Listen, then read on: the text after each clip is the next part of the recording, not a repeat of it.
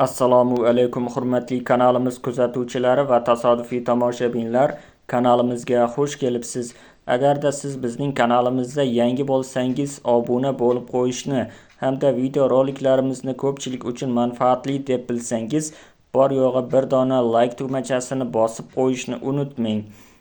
Bugungi videomiz metrologiya sohasida tahsil oluvchi talabalar uchun maxsus stipendiya ta'sis etilishi haqida bo'ladi.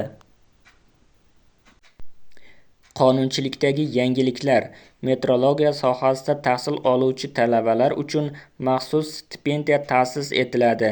Farmonga ko'ra, metrologiya sohasini xalqaro talablar bilan muvofiqlashtirish maqsadida 2027-yil 1-yanvardan boshlab o'lchash vositalarini qiyoslash amaliyotidan voz kechgan holda qonunlashtiruvchi metrologiya doirasida verifikatsiyalash tizimi joriy etiladi.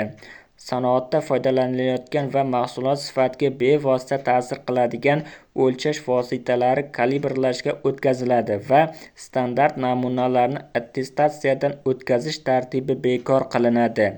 Kalibrlash laboratoriyalarining xalqaro tarozi va o'lchashlar byurosi bazasida e'tirof etilgan kalibrlash imkoniyatlari qayd etilgan yo'nalishlar akkreditatsiyadan o'tishdan ozod qilinadi. 2026-2027 o'quv yilidan standartlashtirish, metrologiya va muvofiqlikni baholash yo'nalishlarida tahsil olayotgan oliy ta'lim muassasalari talabalari uchun maxsus stipendiya ta'sis etiladi. Rivojlangan davlatlar, xususan Yevropa ittifoqining texnik jihatdan tartibga solish tizimini o'rganish modeli asosida dars soatlari joriy qilinadi. So'nggi 2 yilni xorijiy universitetda davom ettirishni nazarda tutuvchi 2+2 shaklidagi qo'shma ta'lim dasturlari ishlab chiqiladi. Videomiz yoqqan bo'lsa, like bosing, kanalimizga obuna bo'ling. Manba: Telegramdagi huquqiy axborot kanali.